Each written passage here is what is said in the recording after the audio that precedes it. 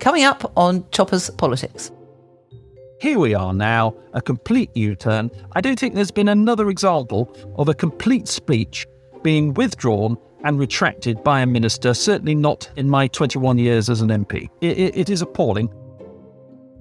Hello, I'm Christopher Hope, Chopper to my friends, and here's your weekly edition of Choppers Politics Podcast. Well, a cost of living crisis, strikes, the war in Ukraine. The news is very familiar and depressing at the moment. But that's not all that happens here in Westminster. Other issues are bubbling all the time, and often they get crowded out by the serious and heavy news agenda. So this week we thought we'd try and find other things to talk about on Choppers Politics Podcast. So coming up, I'm with Rebecca Powell, the Environment Minister, on plans to ban more plastics. And John Barron MP, who's doing his best to bring the plight of British council contractors to light in Afghanistan. And for the Tory party, how do you make the party more democratic so it reflects more of what its members want, not its leaders? But first, the government is announcing plans this weekend to ban plastic cutlery, plates and polystyrene cups. Its latest attempt by ministers to crack down on the single-use plastics which despoil our environment. With me now is Rebecca Powell, a junior Environment Minister who's behind the policy. Rebecca Powell, welcome to the pub. Very delighted to be here. I've never actually been invited into the pub before, and it's quite early in the day for me to be in a pub. I've got you a strong coffee. That's going to keep you going. When will this ban come into force then on plates and cutlery and plastic cups for coffee?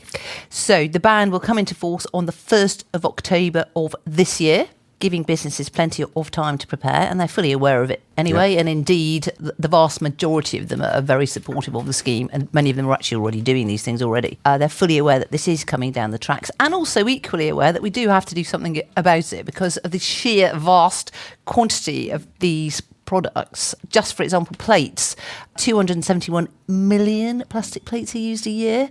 And cutlery. Used once and thrown away. Yes, yeah. They're single use. Yeah. 2.7 billion items of plastic cutlery literally used once. Some people barely spread a bit of butter with them, and that's the end of their life, isn't it? And another absolutely shocking statistic is that we use enough plastic single-use cutlery in a year. If you joined it end to end, an average size length of knife, it would go around the world 8.5 times. Good. Thank you for that. Means kind of nothing, but it sounds very big to me. Will it increase the cost of a cup of coffee? That's obviously a really important question. So we have to do a lot of research on cost to the consumer because we don't want to cause people any more problems than they've already got with the challenges that we are facing. And so our estimates suggest that the cost to takeaway customers would be 10p per consumer annually. Annually? Yeah. So therefore really minimum impact on cost of living, and look at the bonuses and the benefits for the environment. And you could say if you actually factored in the whole life of that piece of cutlery, where actually indeed the poor old taxpayer or the local council is actually at the end of the day paying for a lot of this clean up stuff if it ends in landfill, and if you had to factor in the cost of the emissions, the greenhouse emissions that it emits, it's a no-brainer really to start addressing these things. What else is next then after this ban? I mean, is this the end of the various? We had stirrers. We've gone after the most frequently littered items first of all. So that's how a lot of this has been directed, because everything we do has to be based on research, science, gathering of huge amounts of data, working with all sorts of stakeholders. And I'll just give an example, because you'll know that we previously banned the straws, stirrers and cotton buds. And again, shockingly, that was in the top 10 items that rocked up on beaches. So as a result of our ban, the organisation that does a lot of the checking of this has come back with data saying that barely figures now. You did ask about some of the other things we might be going after. So when we did our consultation, we also did what's called a call for evidence on some other things that are in our sites. Yes, what are they? So wet wipes, those sachets that are used for small amounts of like sugar and salt and pepper and things like that. and cups. So we've got lots of other things on our radar. We're going to deal with this chunk of things first because you've got all the data, the evidence, and it's very clear what we should do. So with this group of products that we've talked about will be by October, and then wet wipes after that. Wipes, but I can reveal to you exclusively that. Amongst those other things, plastic coated coffee cups will definitely be the next one in our sights to properly tackle. Plastic coated coffee cups. But we have to have all the right research, all the right evidence and data. And we've already got a take-back system announced for coffee cups, which will kick in 2024. And that comes under what I call the Extended Producer Responsibility Scheme. And what that will do is put the onus on the company putting the product on the market.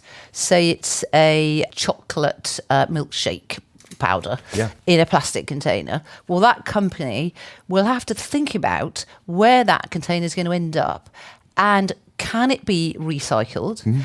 Could it be refilled? How much of a proportion of recycled material is in it? And it will really focus the minds. Put the onus on this because maker. they'll have to cost it in. They'll be responsible for the cost, basically, where it ends up, because we don't want it to end up in landfill. And that's the way we're going to get towards reducing all of our waste. So packaging is coming first because that's the biggest littered item. All of these containers, things that are really classed as packaging. So that's the big area we're tackling first, and a lot of cups and so forth come under that too. So that's going to be really significant towards tackling our waste. When might wet wipes be banned, for example? If you were sitting here in a pub talking to me, no one listening, what's the, your huge audience is listening. What's your date when that might go? Well, wet wipes is a really serious issue for many reasons, as you will know. They pile up in rivers, don't they? They flush down into the rivers. They are a major cause of blockages of sewers. Fat it has come to light. And then the disgusting fat, coagulates around them and causes a blockage. And actually, we could reduce a whole lot of use of these storm sewage overflows if we could clear these blockages, which potentially could mean making everybody very aware of what not to chuck down the loo. So I met with the head of South West Water, which is one of our poorest water companies, 1 star only. But they had done an interesting piece of research with their hospitality industry, which is huge in the South West. And they checked with Airbnbs, hotels, guest houses and all the rest of it. And only 10% of them had a bin in their bathroom.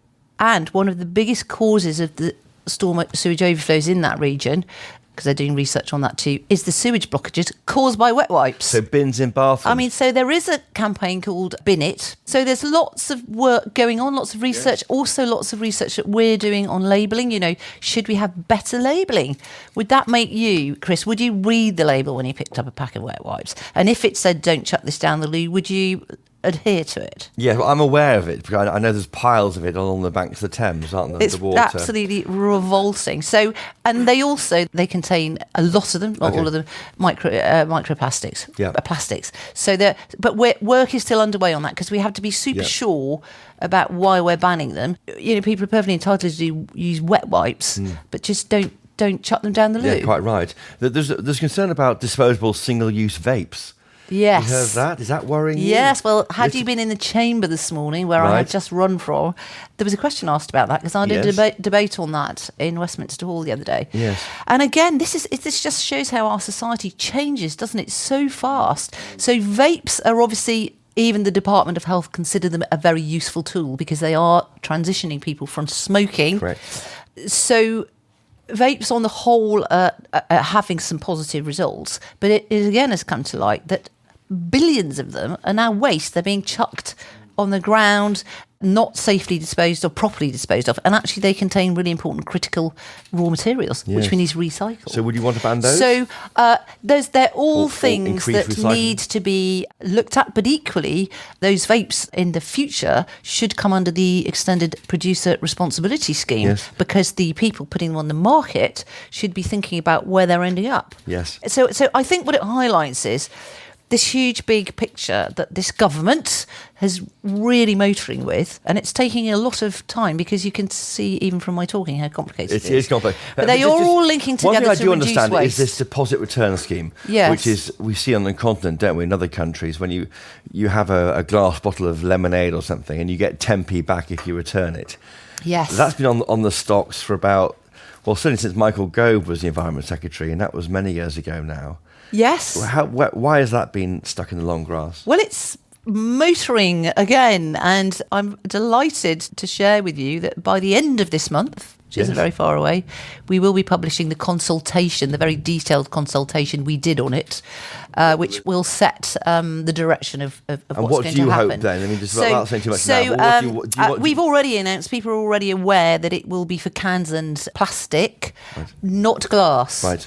So, and the main aim of it is to reduce waste and littering, but what we need to get out of it in particular is really good quality material that can be recycled. So you'll be able to go to a supermarket, will you, and push your plastic bottle into a hole and get 10p back? The idea is that you will have, they're called reverse vending machines. Right. RVMs, as our team like to call them. Okay. And they will be put into retail outlets across the board, all over the place, Brilliant. Basically. And paid for by the companies themselves? That's right, yes. And also there will be an organisation set up, a management organisation, which will run the whole scheme. And that once that is up and running, we'll know all the details about costs, what you'll get back for what. And we also think if people don't want to bother to return them, there'll be real scope for other people to collect them up, like they used to back in the very old days. There's money in litter. Tizer bottles. Well, there's money in ditches. You know, there's so charities will be able to benefit from that. We know that. So this is happening very fast. You're rewarding litter pickers. I mean, it's good. Happening very fast, and it will also help to get the quality of material delivered in the right place for the companies to remake their cans and plastic bottles. I do think it's a really good using the more recycled material. I think it's a good idea for about 6 years now, and it hasn't happened yet. I know, but the point is, like all of these things, they're not straightforward, and you don't want to rush it. No, you don't want to rush it. So when might this happen? To get it right. Well, what do you hope? Well, wait till the end of the month and you'll get all the details when we publish our consultation. But in a few months or a few years? Well, we've got to get the administrator, the management organisation to administrate next it in year? first. Potentially, we've got dates there for it to come on stream within the next couple of years. But you see, no, it's not a long way, because we have to get the extended responsibility scheme up and running first, and already large companies are starting right now to collect the data about how much packaging they use and all of that, because it's all going to inform all these other systems. It's really complicated. I know, but stepping right back, you're a Tory minister. Do you feel comfortable about banning things? Well, this that's is not a very what the good Tories question. do normally. It's a very, very good question. I've asked the same question to myself. But the point is, we have tried, for example, the carrier bags is a very good example. We tried that voluntarily, didn't we? And it only worked for about 20% of people. I was one of those sad people that's always carried a Somerset wicker basket around with me, as you know. Yes. And even my husband used to go, to M&S and come back with one pair of socks and a carrier bag, and I'd scream. And it was honestly, it was the charge. But you've won that fight now, haven't you? Made the game-changing difference. Yeah. So that was why a ban had to be brought in. So Tories banning things is okay in some circumstances. I think it's just all got to be summed up as to, is this an overall benefit to society? Yeah. And if it really genuinely is, and actually it could even save society money, then it has to be looked at. But on the whole, you don't want to be doing it all the time. Another big issue that you're involved with, which does get our readers going at the Telegraph, is sewage. Now, I'm opening my copy of the Telegraph on Thursday here. It says here that Thames Water spilled sewage in every county it covers over the past 3 days in a potential breach of legal limits. What are you going to do about Thames Water and its sewage? Are you aware of this, for a start? Yes, very aware of it. I keep in good touch with all the water companies. In fact, the Secretary of State and I had the 5 poorest water companies in just 2 weeks ago round our table to just literally find out what on earth is it. We've got data now on all the different areas that they perform on, whether it is sewage outlets, whether a number of pollution incidents, how long do they run for, how often are they happening, but also whether they've got issues on water demand, water supply, leakage, bursts, and all of that. So we can chart everything that we're doing. And it's really partly because of the increased monitoring that you are now knowing what Thames Water are doing. And they're disclosing it, which is something. They have held their hands up. It's this government that has got the monitoring going. So interestingly, under the Labour government, who keep attacking us about these overflows, and yet they're completely unacceptable. No one thinks they are. But they didn't put in a single monitor. They didn't require. They didn't require a single monitor. No, but we started the monitors going in 2016, and that now we've got 90% of storm sewage overflows monitored. It'll be 100% by next year. So we will have the clearest picture ever of what's going on. And even on the back of what we know now, we launched this. The EA and Ofwat launched this huge investigation into these incidents, and as a result of that we'll have even more evidence and they will be taken to court. So there's data there. That's a baseline. Yeah. What are you going to start increasing fines? Well, so of course we've also got EA does enforcement, and we gave them more money in the last round to up their enforcement and to do more inspections, so that will help.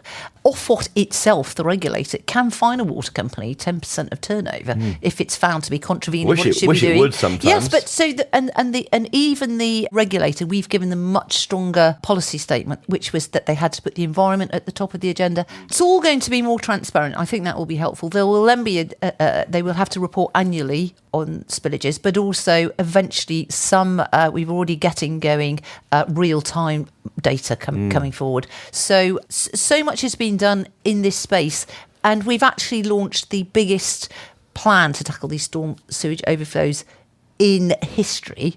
So we're really on the case with targets. Do you worry about the money they're making? Because they say they need more money, they need to invest in the rest of it, but they are making lots of money themselves. Well, what you've got to remember is they're private companies, and on the whole, they've delivered good, plenteous, clean water since privatisation, and indeed a lot of investment in the environment, and that is carrying on. But we still need our water companies to be well-functioning businesses. So we've got to get all these things right, and they've got to deliver well for the customer. How many EU laws will you be axing this year? Yes, you're referring to our rule bill, as we call it. So REUL. REUL, and obviously under DEFRA there are a great many laws 572, and regulations. is that right? People can give me slightly changed numbers, but we're looking at all of them. How many are there? There's over 500. 527 was counted at one time, but others are coming to light. But actually, some of them are very, very detailed things that we don't need anymore. Quite a lot of those in the waste space and the electrics and the recycling, because we're already doing our own, or we've updated what we're doing. So I think it's actually really sensible that we are looking at them all. We are going to have a whole programme of one's essential to keep because, of course, they're doing a great job.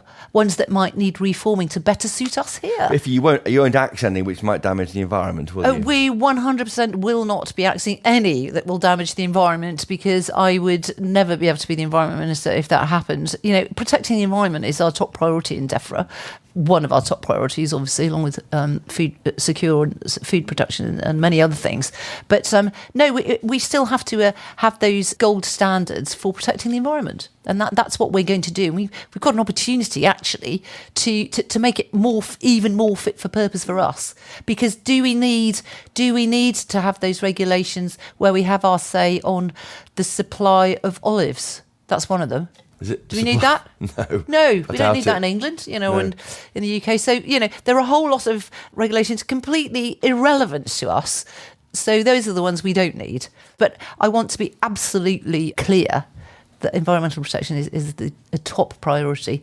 And just this getting our regulations, directives and so forth absolutely fit for purpose for us, and of course adhering to our international treaties. Are you embarrassed about the state of the waters around the country? I mean, you see all the coverage. I'm angry about it. And disappointed, but pleased that I at least am in a position, now that I'm completely aware of all this, we can do something about it, and we are. there is also a good story to tell in this country because we have, I think it's classed as the best quality water coming out of our taps anywhere in Europe. We also have, for example, in the latest data that we received, 72% of our bathing waters are classed as excellent. But a quarter aren't. No, but a huge proportion of them are good. Yes. Okay. Overall, our bathing waters are in a great condition. You know, there's just the odd one for the odd reason, which we then do something about. So we have done a great deal of good on water. Not disregard so that. let's not disregard that. But equally, yes, I am really angry when I hear about pollution that doesn't need to be there. But I'm also pleased that at least as the Environment Minister, care too about I've got the opportunity to do something about it with my team and the rest of the Conservatives. We are the greenest government ever. Listen, Rebecca Powell, thank you for joining us this week on Choppers Politics Podcast in the Red Lion Pub. Well, thank you very much. It's been a lovely experience. Thank you. Now, coming up, the legacy of Britain's involvement in Afghanistan still carries on, with 200 British council contractors on the run right now from the Taliban regime. More on that after the break. Nigel Farage. This is the most commonest thing done by any government in my lifetime in this country. Lionel Shriver. Which is worse, Biden's not being in control and Biden being in control? Charles Moore. I think if people in general feel that their traditions, culture, history, values, etc. are under assault, they are basically right. My name is Stephen Edgington, and if you're enjoying this podcast, you might like Off Script, a new series from The Telegraph. Provocative conversations with provocative individuals. Each episode I sit down with a world-leading commentator to unpick the ongoing culture wars. Unfiltered, unscripted, and full of free speech. Be sure to listen to Off Script in the same place you're listening to this, and make sure to follow so you don't miss an episode.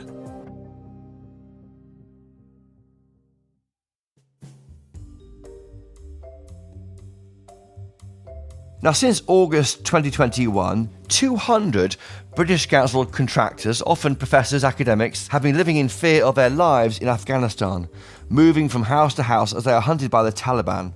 The government, so far, has done nothing, and John Barron MP, a senior Tory, is concerned.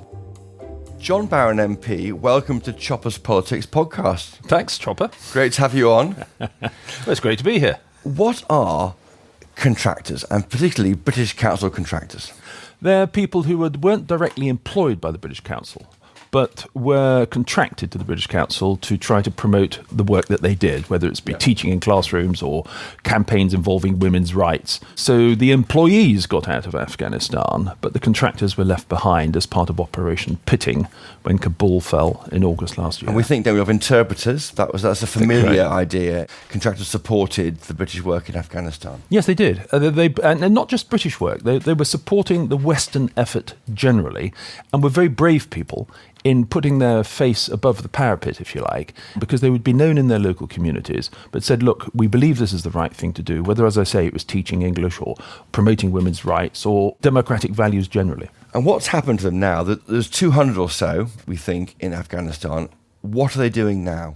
Well, they've been left stranded, frankly. The government introduced a scheme after pressure from the British Council All-Party Group, introduced a scheme which I chair, right at the beginning of 2022, January. So it's been a year since this scheme has been introduced. I won't go into any technical details. It's called the Afghan Citizen Resettlement Scheme, the ACRS. But not one contractor has been relocated out of Afghanistan. And many of these contractors are in fear of their lives, moving from safe house to safe house as they are being actively hunted by the Taliban.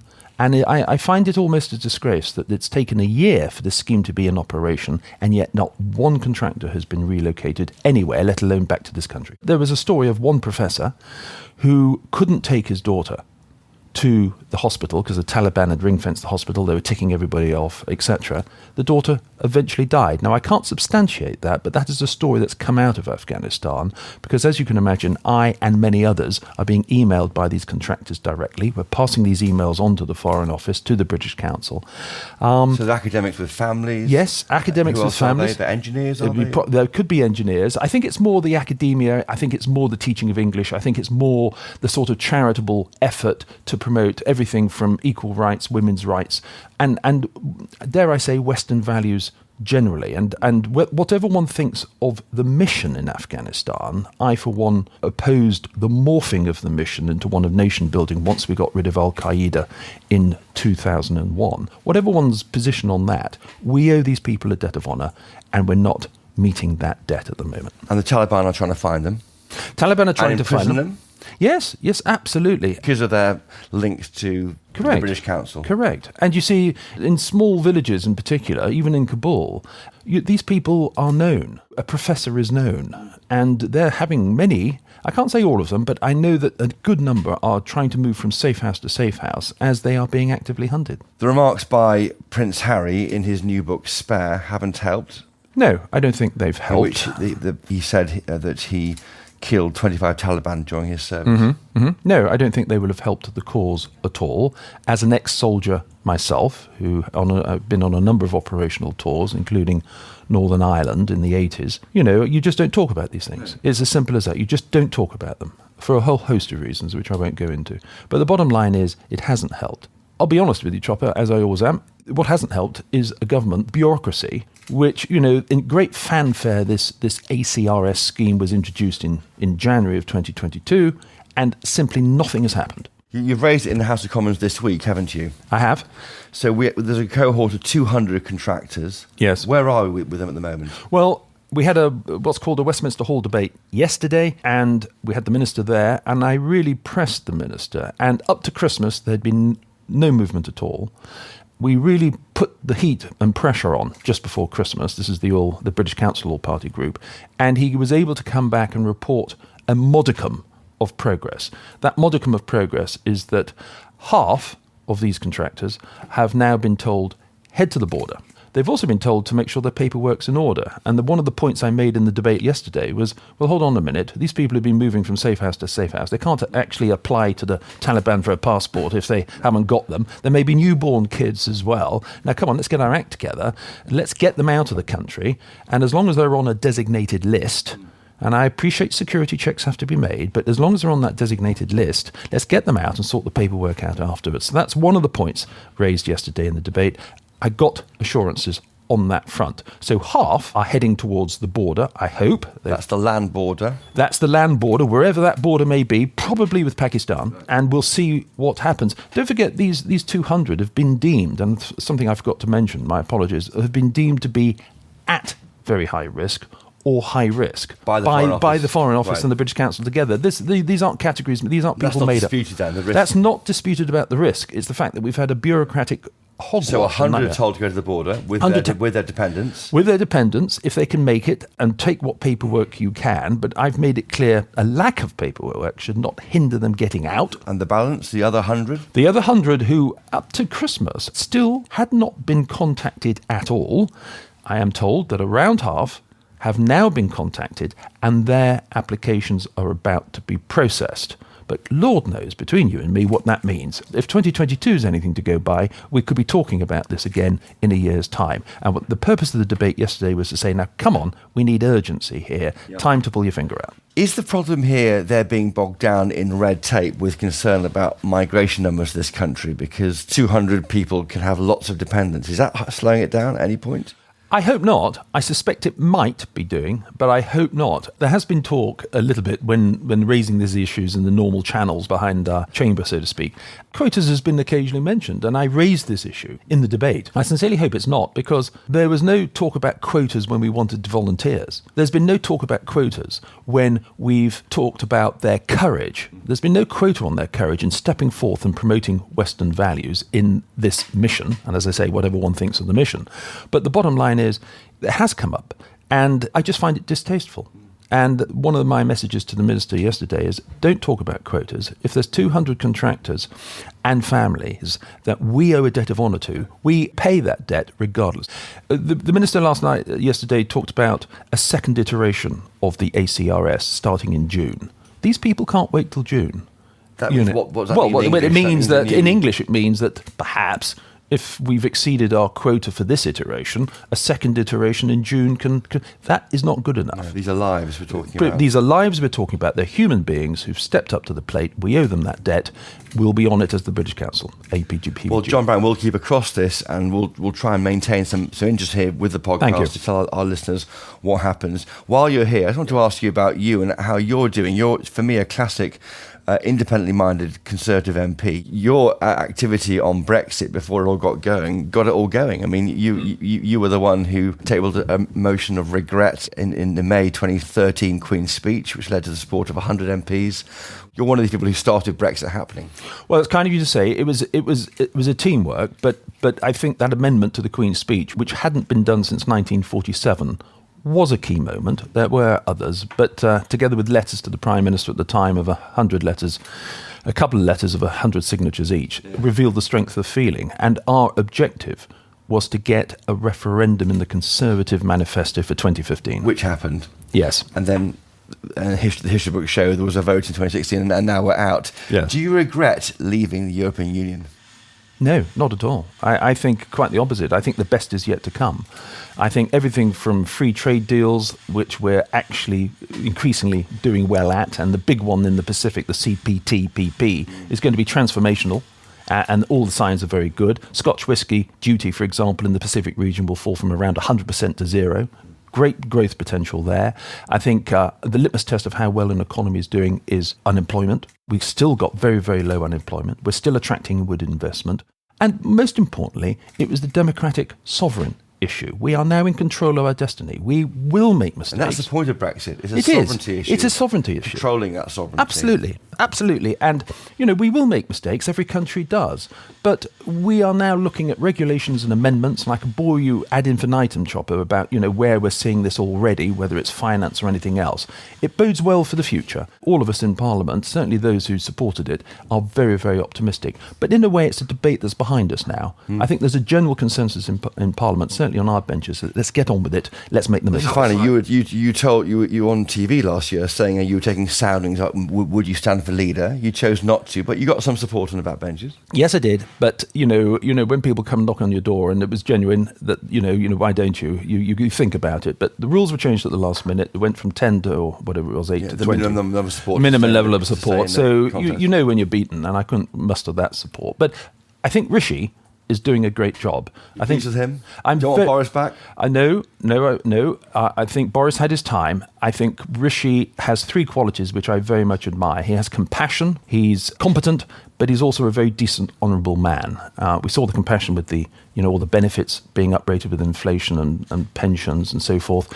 We saw the competence during the lockdown, what he did as Chancellor. And I can assure you, I can bore you with various stories as to why he is a very decent, honourable man who wants to do the good thing for people, particularly at the, vulnerable people, but also for the country as a whole. Well, look, John Barron, MP for Basildon and Billericay, thank you for joining us this week on Choppers Politics podcast. Thank you so much. Thank you.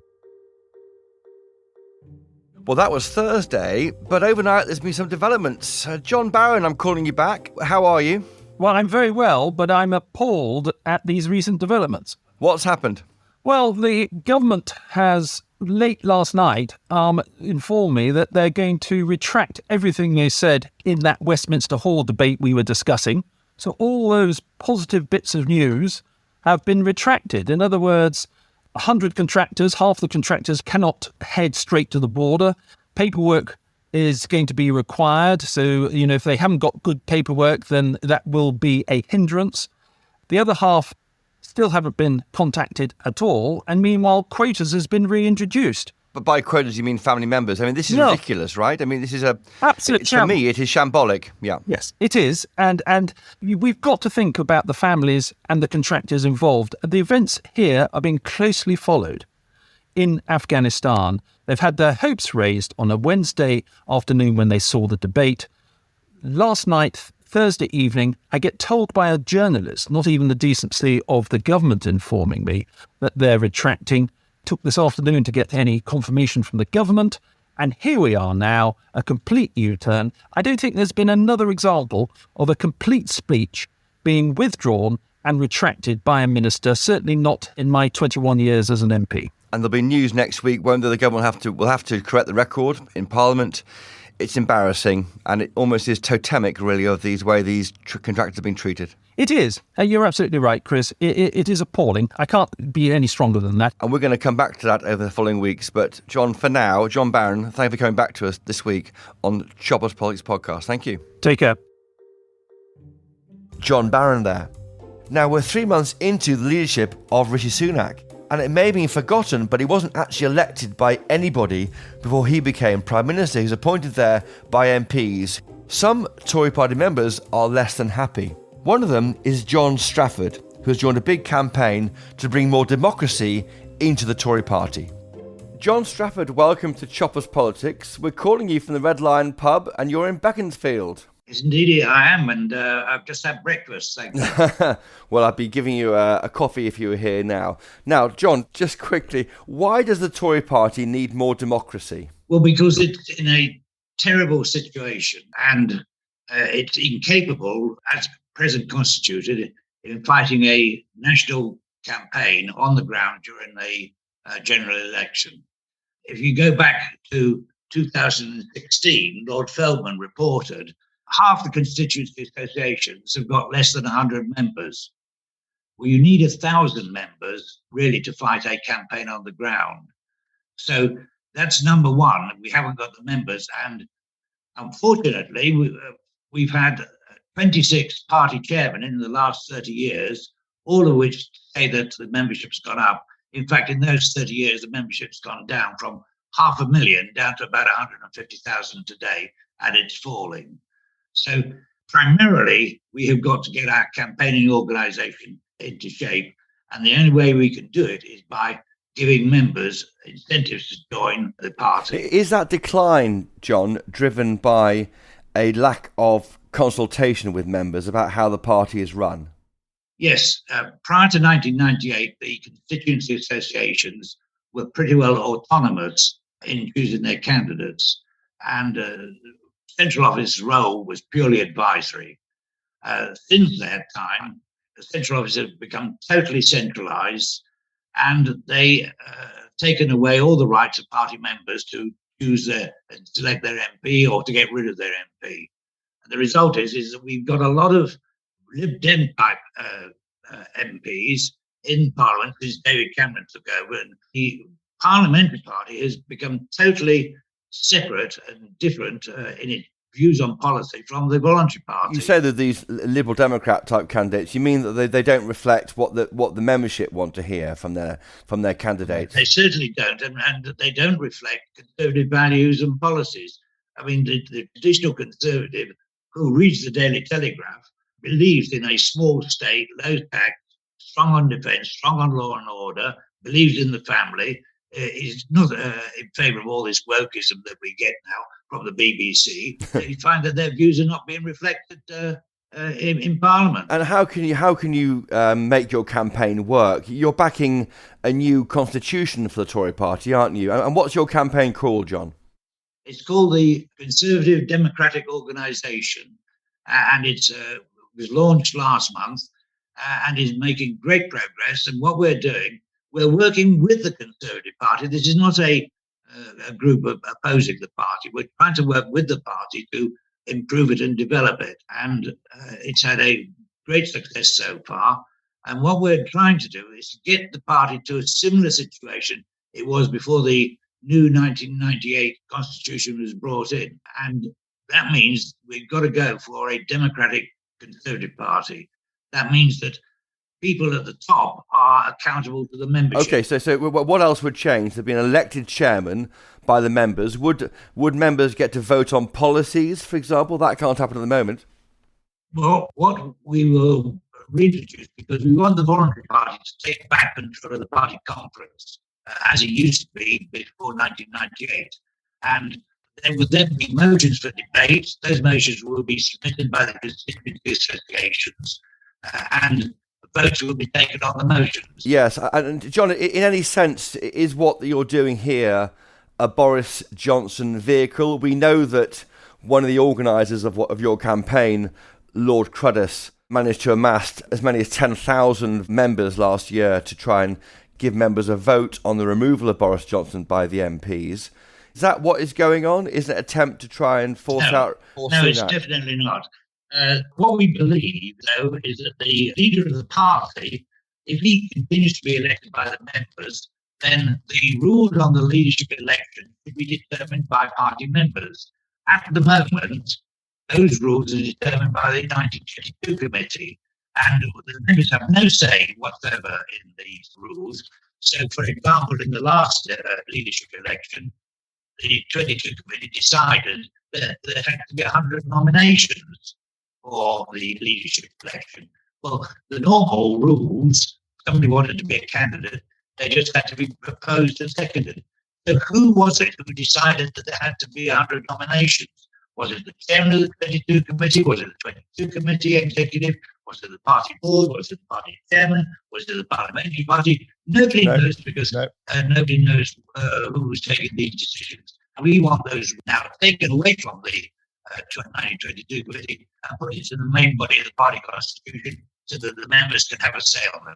These changes that we're asking for are critical for the Conservative Party. Otherwise, I'm afraid it's going to cease to exist as a political party.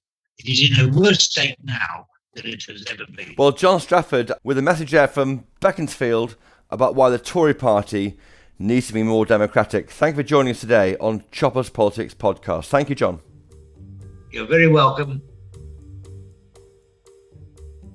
Well, that's all for this week, listeners. I'd love to get your thoughts on what our guests had to say today.